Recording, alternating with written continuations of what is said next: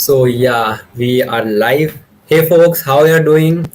I hope you're doing fine. And yeah, I am seeing some comments. And yeah. Hi Dheeraj. Hi Abhishek. Unnati is also there. So hi. So yeah, just waiting for some couple of moments and let's people join. More people join. So yeah, hi Dheeraj. Hi all. Yeah, share as much as possible and yep.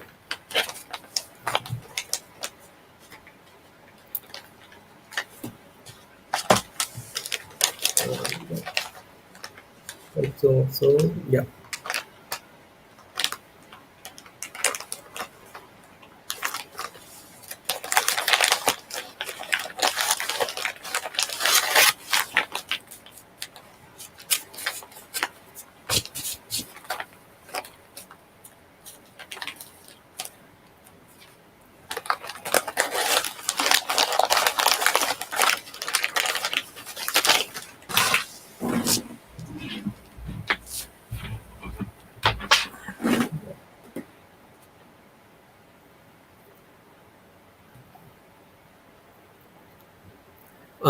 Those who are coming, just coming down your like high kind of thing, so that like we also show here.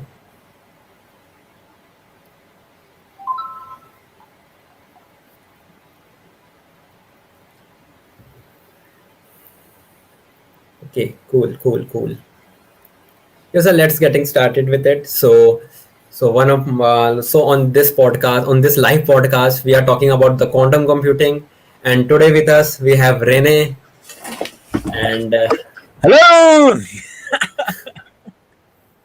so Rene is here, and Rene is very fun guy. I have saw him through LinkedIn, and because I am also interested in quantum computing, so Rene gives me a you can say the goosebumps on that end. So some more about Rene.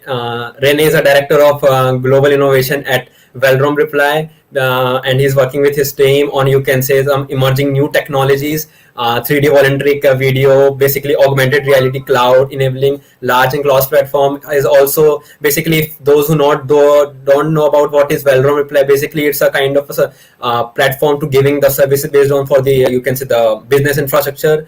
And if I'm missing out something, Rene, you can take on that part too, or on your introduction. Yeah. Let me introduce real quick. And so, thanks for having me. First of all, Kaki. My name is René Schulte from Valorem Reply. I'm Director of Global Innovation, like it was said, basically working on emerging technology research and innovation. Topics like spatial computing, which includes things like mixed reality, augmented reality, virtual reality, and also like depth sensors, right? You might remember Kinect depth sensor and all of that stuff. They're all doing spatial awareness, right? Spatial computing. And then you can also do some fun things, what I'm doing here right now. I have a Yeah. depth camera as my webcam, so it can measure the distance, right? But, Yeah. that's one topic. Another topic is, of course, a lot of these things, AI, computer vision, all of that related. And then also quantum computing, because it's very much an emerging technology, right? And so basically researching these topics and then, looking into those, how we can turn those into offerings that we can use as offerings for our clients. And so, like you said, I work for Valorem Reply. We are a digital transformation company, pretty much providing consulting for our clients in various areas, but ranging from the back end to the front end for all like custom software development and consulting services. A lot of that is related to Microsoft technology at Valorem Reply. But Yep. Reply, as the parent company, is basically for all different vendors all across the globe, all over the world. I'm located here in Germany, working a lot with my colleagues in the US, but also with a lot of colleagues in Kochi and Kerala in India, for example, and doing fully global innovation and working together on these emerging topics. And I'm also Microsoft Regional Director on MVP. These are awards Yeah. that Microsoft provides to independent experts to share the knowledge. So I do a lot of conference talks, open source projects, also LinkedIn, constantly keep on sharing some hopefully innovative stuff, and sharing the knowledge in the end, and that's being Yeah. honored by Microsoft with these awards. But I don't work for Microsoft. These are awards, right, for independent experts. I work for Valorem Yep. Reply, to be clear. Yeah, because like I saw your like I'm seeing how you're contributing in community in a very vast manner. Like I saw recently your post about augmented reality of your one of your friend, and I see very goosebump on that. And like this kind of tech is here and it is emerging in a very exponential way. And yeah, so let's straight get to into the point. What is quantum computing, Rene? Yeah. Yeah, absolutely. And so it's a good point that you mentioned about the exponential growth, because quantum computing in the end will allow us to solve exponential computing problems, but in linear time. And that's the key about it. So quantum computing in general is a whole new paradigm when it comes to computing, right? And Yep. there are multiple, like, let's say, levels to it, or you can group it. And let me quickly show a little slide here on the background. So this is just the initial slide.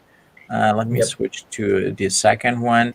And so what we have with quantum computing are, again, two things. We have, first of all, radical new hardware, which you can see here as a quantum computer example, and then also radical new software. And when we think about the hardware approach, you see a little bit of these huge machines. And the hardware, the quantum computing hardware, will make unsolvable problems solvable in linear time and is going to be the most disruptive technology in the 21st century. There is no doubt about it anymore. It's just a matter of when do we have powerful enough machines, quantum computing hardware, that have enough qubits. I will tell you what a qubit is in a moment, but basically this is the state of the research in quantum computing hardware. It's still in the beginning, although ongoing for a long time already, since the 90s. But still in its infancy, if you will. But it depends who you ask when we will have quantum supremacy, which basically means, okay, quantum computers can solve things better than classical computers for certain problems. I don't know when quantum supremacy will happen. It depends who you ask, but might be in a few years, might be 5 to 10 years, who knows? But it will happen for sure. And all of us hopefully will see it in our lifetime. Because like When as you say quantum supremacy, so as you know Google and IBM has a controversy on that front about the quantum supremacy, because which quantum computers is like create like had acquired the, you can say, quantum supremacy. So yeah, that's kind of a, you can say, debate point of question, you can say. So yeah, directly jump into that question: why is quantum computers is required, you can say, is if I'm comparing to super. Hmm? Now it's stopped from your end, I guess, the stream. I guess. I don't know. Hey, can someone write a comment? Can you still hear and see me?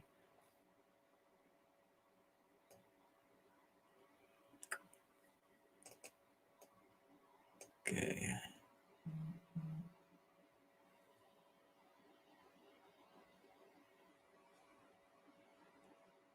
Hello? Yeah, I don't know. I lost you. Okay, so you can see at least me. We just lost our host, but anyway, he was asking about a couple of things.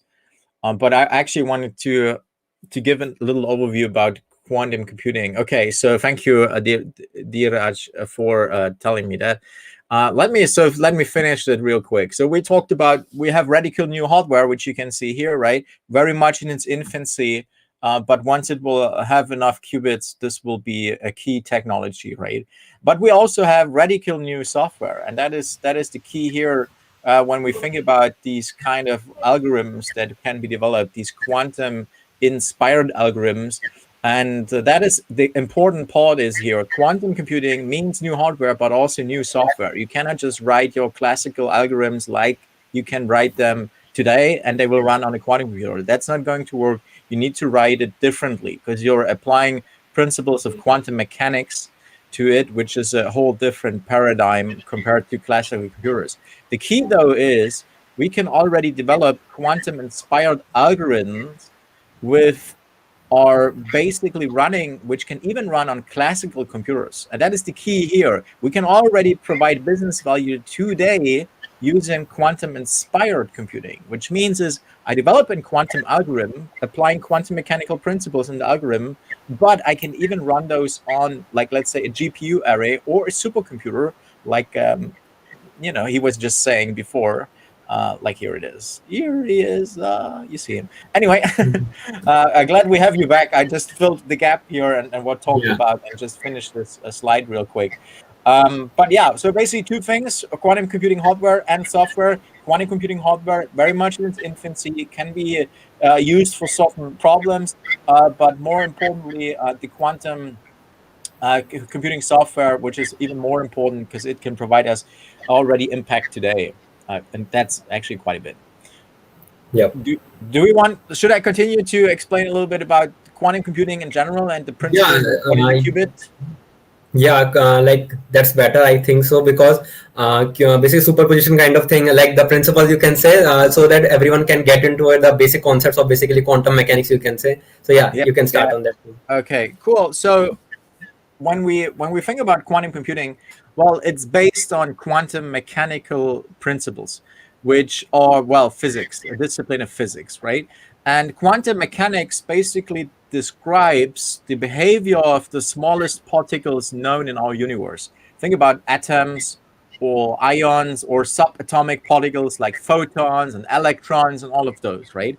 And at the smallest level of objects in our in our known universe, right? Who knows what we don't know? You can observe certain principles, and one of them is a superposition, and the other one is entanglement. And superposition basically means you can basically have so-called qubits, which is the basic unit of quantum information. And if we look at our classical bits, you can see over there, a bit on a classical computer can just be on and off, right? 0 or 1, like a switch. But with a qubit, they can also be in a so-called superposition. And you can build your qubit out of, like I said, a qubit could be built out of a photon, it could be an electron, or it could be even an ion or an atom or something like that. Like these days, you see a lot of quantum computers that use qubits, which are trapped ions. So they use ions as a qubit. But they all have one thing in common. When you take your qubit, whatever particle it is in the end, you can put it in a superposition, which means it can not just be 0 or 1, but actually any value in between at this, and basically any value on the so-called Bloch sphere. You see this little sphere here, and so basically it cannot just be 0 or 1. It can also be 0 and 1, but also everything in between, and all of that at the same time. And this is the crazy part about it, right? Which is hard to digest in our human brains, but yes, that is in fact the case, and it has been proven, right? Another interesting phenomenon, the second one, is entanglement, which you can see a little photo of it here. That's the first photographic proof of entanglement taken in, I think, 2019. Of course, but it was shown in experiments before that is real. And what entanglement means is you can take these qubits, like I've shown you, right? And they could be in superposition, and you can take multiple qubits, like let's say 2, and entangle them, like, put them together, if you will. But the crazy part is when you put them in entanglement, but then you split them apart, they're still somehow connected. And if you apply a change, like let's say to this one, like let's rotate a little bit, you will exactly see the same rotation on the other one. And that's the crazy part about it. Einstein called it a spooky action at a distance. But again, it is proven. This is how it works. These are the basic principles. And now to complete the picture, when we have our qubits in superposition, we can entangle them. In superposition, they can store a lot of values at the same time. You can entangle them together, and then you can apply certain operations to those when they are actually in the superposition state, which means you can store and compute states, multiple states at the same time. So basically, in the end, you have massive parallel computing, which can scale exponentially, but still in linear time. And that is the key here, right? And that also tells us actually classical computers are not going away. Like classical computers won't be replaced with quantum computers, but quantum computers is a new category of computing applying quantum mechanical principles that will help us to solve problems that are unsolvable today. Very complex problems. And I can give you some examples of those. But let me just show you a real nice example of entanglement where they have proven that entanglement is in fact real. And so look at this little graphic here that I took from Science. And here you see at the setup they used for proving entanglement. And so on the bottom, if you look there, there's a light source, right? There's a laser ray coming like this way, basically. And the laser ray comes from one source, and it has, like, we're dealing with qubits, and in this qubit here is a photon, of course, like a light particle. And so you have an entangled qubit, or two photons in the end. They are entangled together, these two photons, right? Coming from a laser ray in the end. And they are then split up in the middle. So you can see here in the middle, there's a little splitter here where they are split up. And one goes this way, and the other one goes this way, right? And the one that goes left, there, you see the blue plate there. There's like a little blue blade. It gets phase shifted, which means the photon will have a different phase. And again, we have two photons initially. We split them apart in the middle, and then we send one left and apply a phase shift, so rotating. The other one goes straight to the other one without applying phase shifting. And then you measure them in the end, and guess what? Both have the same phase shifting applied, although you just did it to one.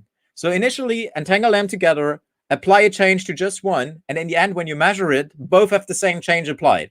And this is the crazy part about it, what Einstein called spooky action at a distance. And it's kind of spooky, but this is the case. Like, if I'm not misleading on this front, like if I'm not misleading in this front, it's kind of a young double slit experiment, maybe, because in the physics we have in the first year that this kind of a setup kind of experiment is kind of young double slit experiment kind of thing, maybe, according to me. Like, if I'm wrong, just say on that front. Yeah. And so these are the basic principles. I just wanted to show you because I love this experiment where I actually visually can show. And you see the photo there. Of course, this photo happened when they ran the experiment like thousands of times. They tried it out so many times. But what you see in the photo, actually, let me go back to the previous slide. You see it here as well. So these are the photons, right? This is one photon, and this is the other photon, right? And like I said, only like, maybe let's say this one got the phase shifting applied, but since they were initially entangled, the other one shows the same phase shifting when you measure them at the end, right? And here you can see the different phases, like 45-degree phase shifting, 90, and so on. But anyway, it's pretty impressive. And so they run this for thousands of times, and then you see these kind of photons on a light plate or something like that. But yeah, pretty impressive experiment. Yeah. Maybe let's look at some of the vendors in the space. A lot of hardware vendors working on it. We have the big players I was already mentioned, and I think we had a question when we lost you for a moment about the quantum supremacy battle between IBM and Google, so we can talk about that a little bit.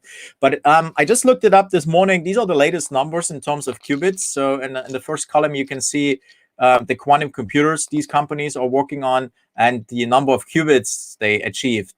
And when you take a close look here, you can see that D-Wave, for example, has like 5,640 qubits.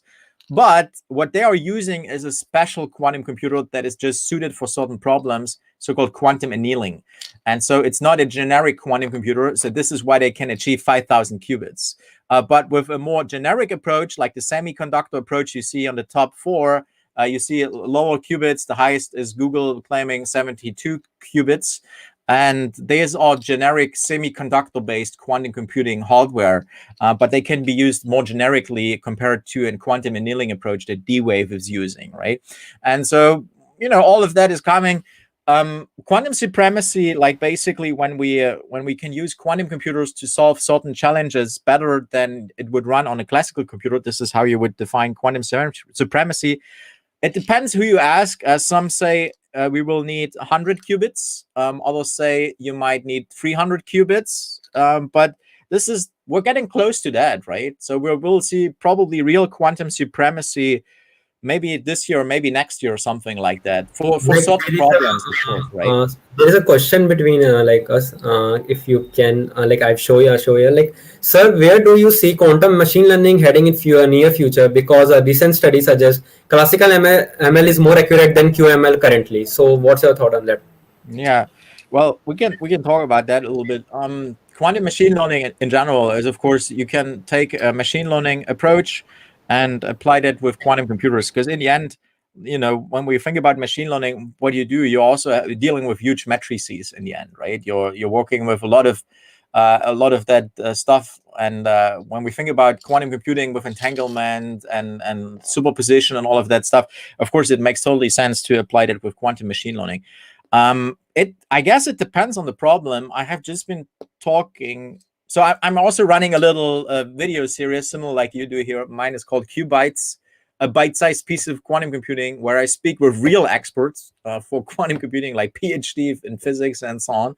And I was just having a call, or like recorded in episodes for Qbytes, with my friend Alessandro Farace, who works with NLP for quantum machine learning, like natural language processing for quantum machine learning. He was actually telling me there's a great progress happening in the field, and like you cannot just achieve faster computing time, but even higher accuracy with quantum machine learning. So I heard kind of the opposite, if you will.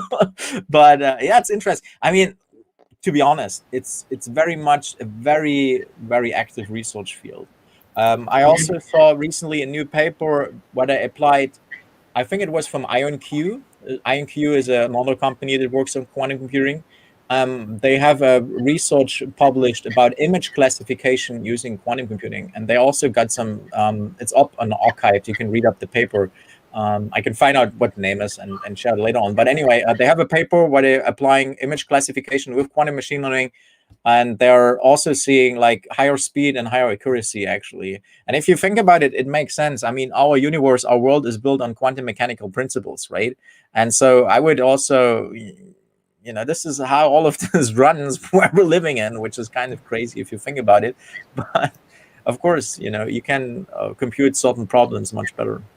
Like, there is another question, like how do data transfer take place in quantum computer, or is it any different from traditional computers? Yeah. Oh, it is very much different, because it's a whole different paradigm, because you were not dealing with bits, we're dealing with qubits, right? And so you have to basically apply gate operations. Like if you're dealing with a classical computer, you probably know about an AND and an OR gate, and how you can combine these bits, or a NOR gate or NOT gate, and so on. And then you have similar gates also for quantum computers, but also some specialized ones, like for example, like a Hadamard gate and so on. And these Hadamard gates can, and some other ones, they can actually work on qubits that are in superposition and entangled together, and so you can take advantage of those, right? And so of course you have to transform your data quite differently if you want to put it in. It's also a very big research topic. Basically, how can I transform my data to get them into a state where I can use a quantum computer to apply it? Let me actually show you one slide, because there is different fields, right, that I'm just mentioned. These are the biggest key areas at the moment: quantum machine learning, quantum security, and quantum optimization. And when we're thinking about quantum optimization, we can also apply quantum-inspired optimization, which again means I can apply quantum mechanical principles in my algorithms. I can write quantum-inspired optimization algorithms, but they can even run on classical hardware. But we're working with clients. I can show you some case studies here, and we're already seeing a huge speed up by applying quantum-inspired optimization, running it on classical hardware like a GPU array. And now think about it, if you take these quantum-inspired optimization algorithms that you run on classical hardware, they're best suited, of course, for real quantum computers, and they're already outpacing current classical optimization algorithms on classical hardware. Just think about what happens when you take these algorithms and put them on real quantum computers, right? It just fly. It is incredible. And in terms of the data, well, you have to, it's the same thing in the end when you have to deal with optimization problems. You first need to identify the problem. You first need to identify how can I, for example, transform my data. But in the end, what you're dealing with is typically one of these optimization problems. The classical thing is you have a local minima, you want to find the global minima, right? You want to find the optimal way, for example, of spending your money or spending your energy in the end. You need this kind of objective function, and you need to, again, find in this multidimensional landscape the global minima and not get stuck in a local minima. And it depends on the algorithm you're using. For example, if you're using one of these QBO algorithms, where do I have the logo? There it is. So this is one algorithm we're implementing. It's called MegaCubo here, for example. And then it's called quadratic unconstrained binary optimization. So you have to transform the data you're dealing with into this kind of cubo model so that you can run it through these optimization algorithms. It's always a matter of really domain-specific analysis that you need to do before. So you cannot just go, oh, I have an optimization problem, I just apply some quantum computing, it will run faster. That's not how it works. As we all know, we have to identify problems that are good suited, and the data transformation happens then in a very specific way so that you can put it into quantum algorithms that, again, are dealing with qubits, right? So, yeah. So there is a one more question. Like, I just saw that the D-Wave have more qubits than any other platform. So do qubits matter most when we talk about the quantum computing efficiency? That's a very good question. Thank you. And let me go back to the slide here so that everyone knows what he was referring to. So it's this one here, right? This little table. And exactly like I was saying, like if you look at D-Wave, they have like 5,640 in the latest I found. Maybe they have another one, which is even more. But it looks like, oh, D-Wave is the furthest ahead. But we have to be very specific. They're using a very specific approach for quantum computing, which is called quantum annealing.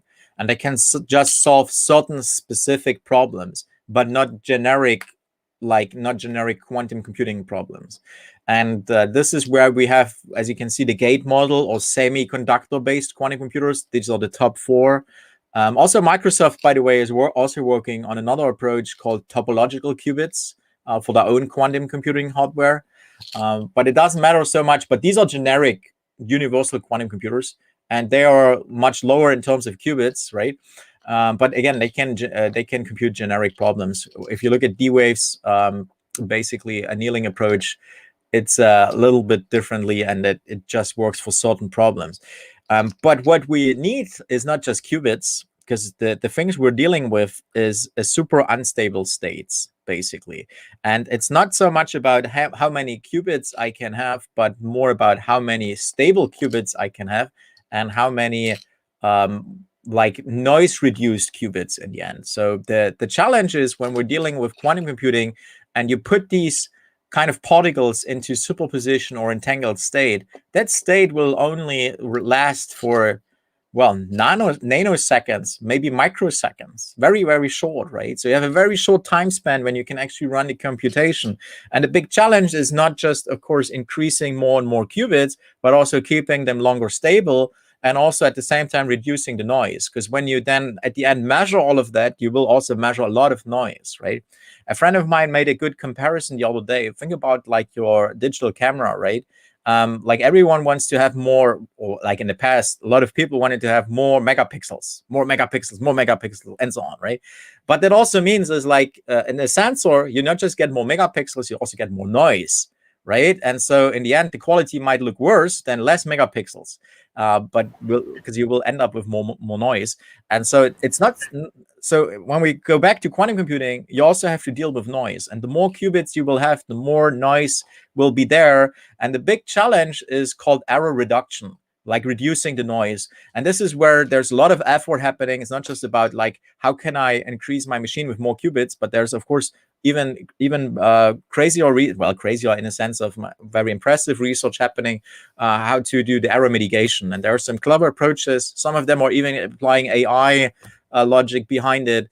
And yeah, this is the key. It's not just, when we look at D-Wave, they might say, hey, we have 5,000 qubits, but hey, you can just use it for very specific problems, right? So to be clear, and then in the end, for the more generic approaches, we need to have generic quantum computers that can deal with enough qubits in a stable state for a little bit longer time than just a few nanoseconds.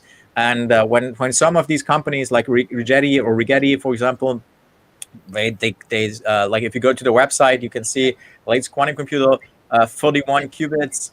And what is it? Let me actually open it up real quick, because they actually have it nicely listed. And also, there is many people who are asking for sharing your, you can say, YouTube channel. And yeah, everyone is saying like share your YouTube channel. So I'll love to see your talks. Okay, we'll do that. So take a look at this. I just opened the Rigetti website. I hope you can see that. Oh, sorry, I need to do this. Okay, so this is Rigetti, one of the vendors that is having a real quantum computer. If you look at the latest one, they have the one Alpha 9 deployed. It has 31 qubits. If you look at the table, and then look at the lifetime, T1 lifetime and T2 lifetime. And look at this, what we can see here, right? The median time, look at this. This is not seconds. This is not milliseconds. This is microseconds. Like this is how long it will stay stable, right? And so this is the kind of thing we're dealing with. So you want to increase the number of qubits, but also the time you can keep them stable and in a superposition state so that they don't collapse. And that is a big challenge. And also error reduction, noise reduction is a big challenge. You know, a lot of these, I mean, if you see these qubit states, they need to be in a certain chamber, right? Of course, there's no air in it, and they are typically super cooled, like 0 Kelvin, right? So this is how they can keep them at least for a few microseconds. But yeah, these are the big challenges. But all of that will be solved in a certain time. And there is a question like how does quantum computers can calculate way faster than supercomputer, then takes literally year or so, because I am taking a reference like about 2 years, you can say previous 2 years, like I saw NASA and Google collaborated with each other, that the quantum supremacy one, I think the paper is leaked or kind of thing on the Siraj Rawal channel, maybe because there is some controversy with that person too.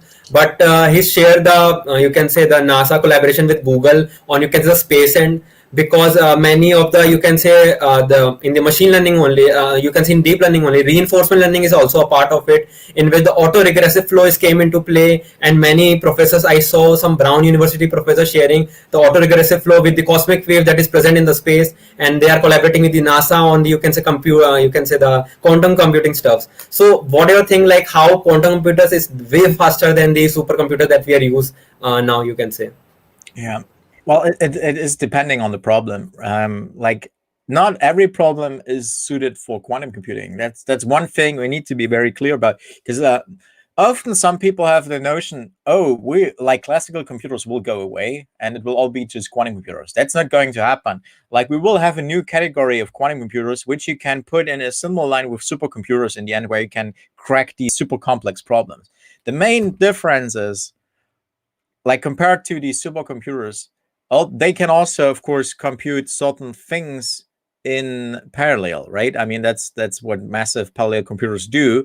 But you have to, it won't scale in linear time, right? Like if you add another exponent to it, basically, if the exponent goes up, like that scales not very well. That doesn't scale linear with classical computers. It won't, of course, right? But if we look at quantum computers and the basic principles with qubits, superposition, entanglement, and so on, like I mentioned, these are, in its basic unit of information, massive parallel computation possible.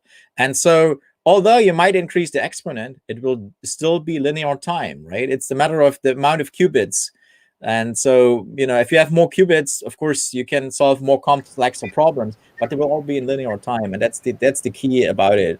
That's the main difference, actually, in the end. Like, as I am also open source enthusiast, as you say. So, what is, you can say, the future of open source in quantum computing stuff? Like, can we contribute in any project? Like, if there is there any project that is open source in quantum computer stuff, so so we can start contributing, or you can say learning that stuff too. Yeah.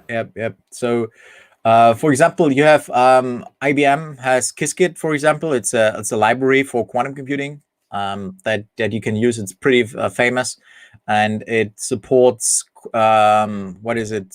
Python, as you can see here. So it runs Python. That's a lot of work actually happening in the open source world. Interestingly, let me show you a little bit about Azure Quantum, because, you know, being doing a lot of work with Microsoft here, I know that the best. And when we look at the Microsoft Azure Quantum offering and what they have here, it's actually, like, I would categorize it into 3 different pillars. Let me start with one. One is, of course, their own quantum computing hardware research, where I said, like, they're using an approach called topological qubits. Microsoft Research all across the globe is working on it with many different research teams. And yeah, it's pretty impressive.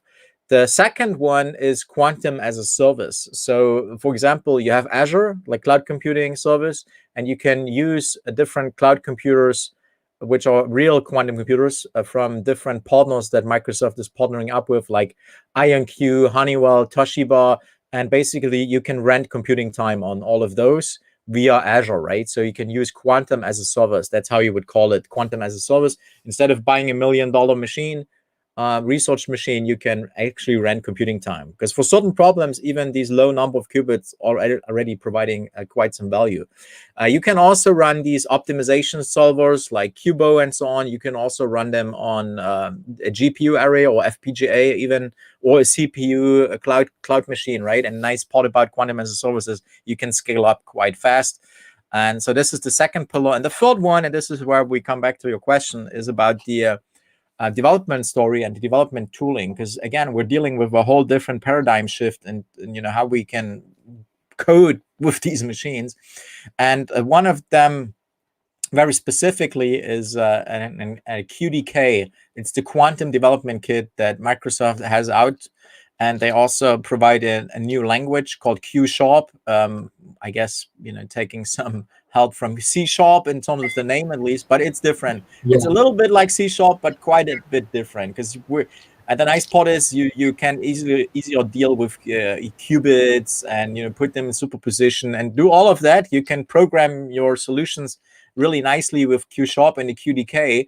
And then you can actually, that's a nice part. They also have a thing called Quantum Intermediate Representation, QIR, which basically takes your Q# code and put it in a kind of a universal language, which you can then apply to different machines. So this is the nice part about it. You don't have to code every, these days when we think about these quantum computers, you really have to code like back in the early days, really specifically, really physical and, electrical engineering things. You need to, open this kind of window, whatever.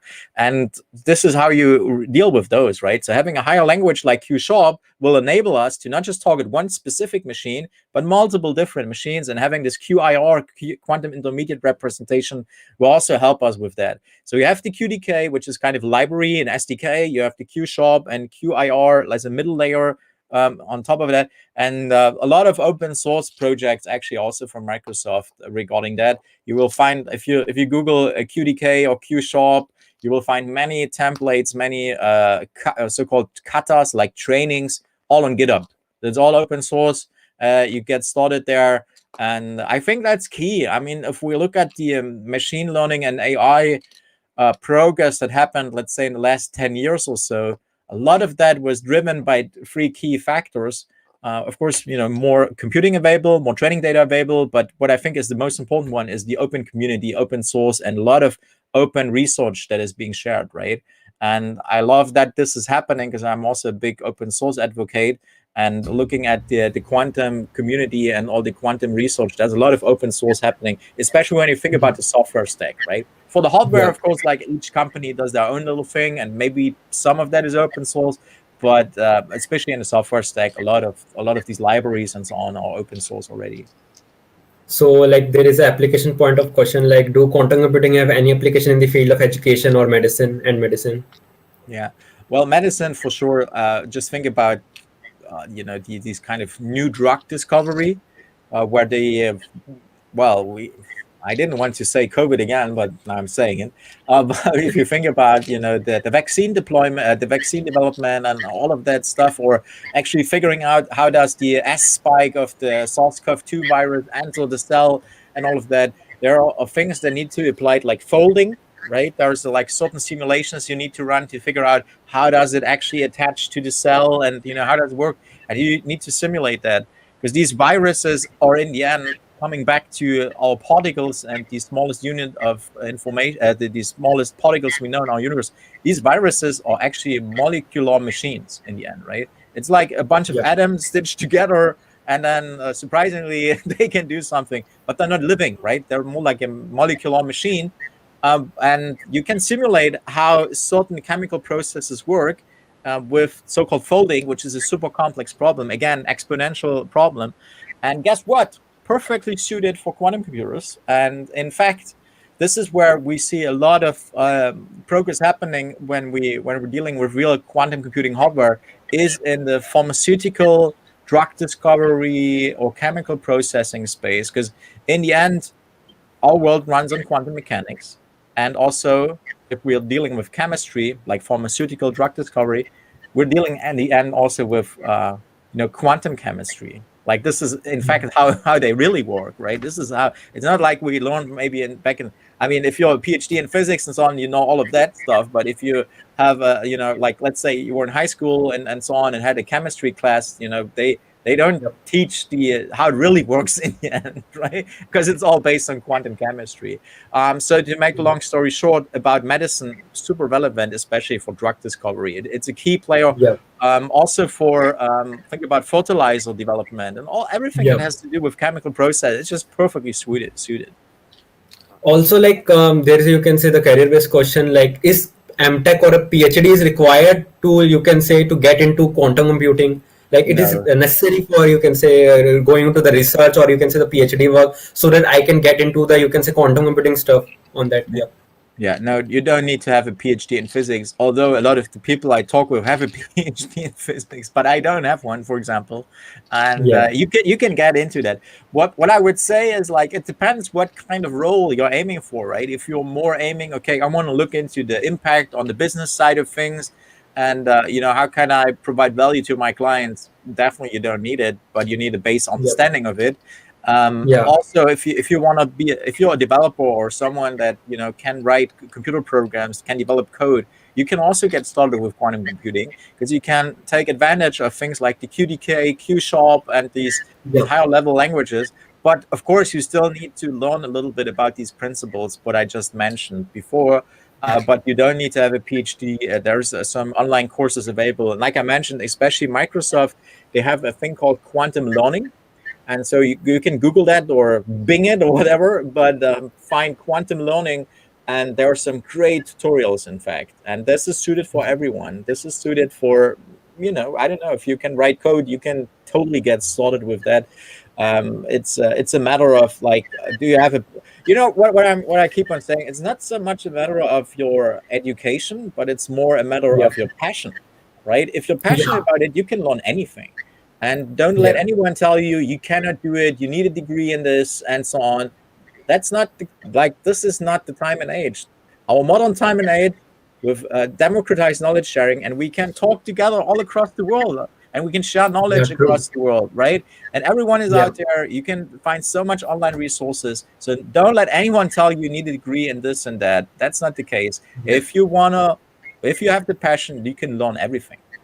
And even I take the quote on that. You can say even Elon Musk has said, like, you have going for college, not for study. If you're going for study, you can get into internet has a full access to, you can say, to get knowledge. It is a kind of, you can say, networking kind of place. You can network with other people. So it's like one of my, it's been a long time since I was at the university, but one professor said something that really stuck with me, because this is the spot on. It's not about university is not about learning like specific topics. It's about learning how to learn. It's about how to learn, how you can self-learn in the end, right? And if you're in this industry, you're constantly learning anyway. It's like all the time new stuff. So I'm, like Satya Nadella had a nice quote. Sorry, I just want to say his quote. No, that's okay. Satya Nadella has this fantastic quote in his book. It's like, don't be a know-it-all, but be a learn-it-all. And that's exactly my mantra.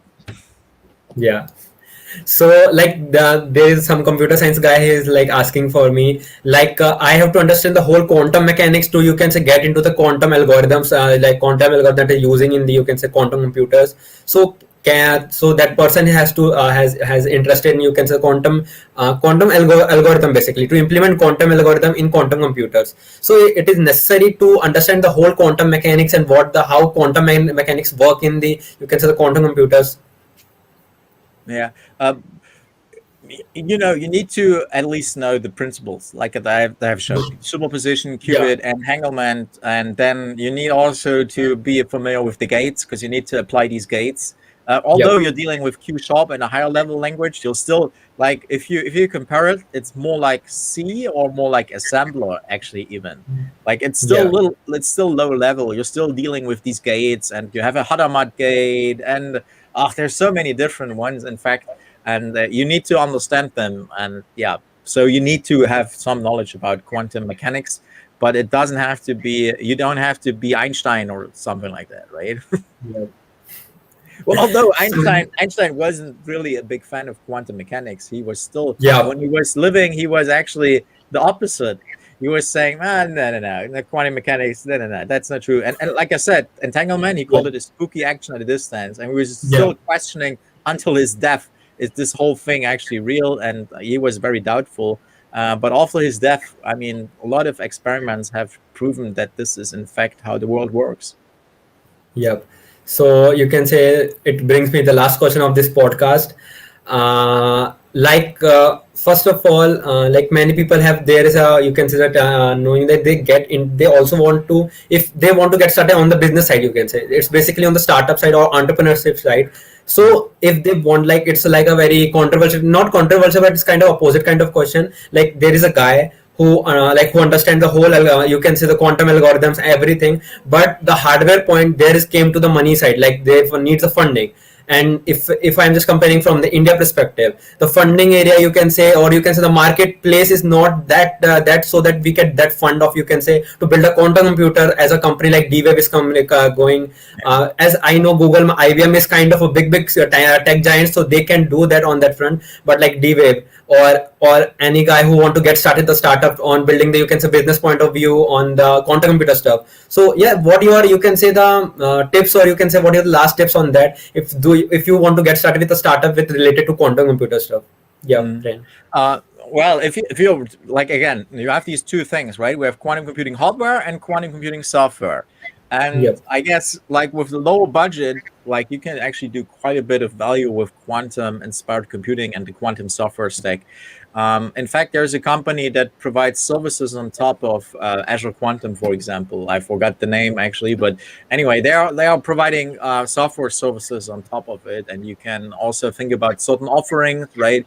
I mean, what we are doing at Reply, we're actually, in fact, offering these kind as a service, right? As a consulting service, we come to the client, we analyze their systems, we analyze the problems in the end, and then figure out, okay, this is a solution. We should use Cubo, or we should use a different algorithms, and this is how we need to manage your data, massage your data, and bring it into the right format. And then we can apply our own Mega Cubo, our own solver, for example, or leverage some from Microsoft, Azure Quantum, or whatever. And so you can also provide service, right? It's not just about like, hey, I build a new super crazy quantum computer. That's not the only market, right? The market is quite wide, like I said, especially in the software side of things. There's already impact with a lot of value. Like I said, we have clients where we implemented quantum-inspired optimization algorithms. They're achieving huge business value with that already, and they run it on a GPU array, for example, but these quantum algorithms are already working on classical computers. And so you can do that, right? In the software stack, there's a lot of possibilities, adding some service. You gotta think about it, like, where do you see a gap? Where can you provide value in the end, right? This is like the general business idea in the end, right? You need to find a niche to provide value. If you're looking at the quantum hardware stack, well, lot of countries, like in particular large countries like China and Germany, where I'm from, and the US, and also India, all of these countries, they see also the potential of quantum computing. Like in Germany, it's in Germany as well, but also the EU as a broader kind of umbrella for our Europe here. is also providing funding for these research facilities, and most often it's coming out of applied research facilities. Like here you have, for example, Fraunhofer or some other research facilities, and then they partner actually with like one of their goals is to also partner with the private sector.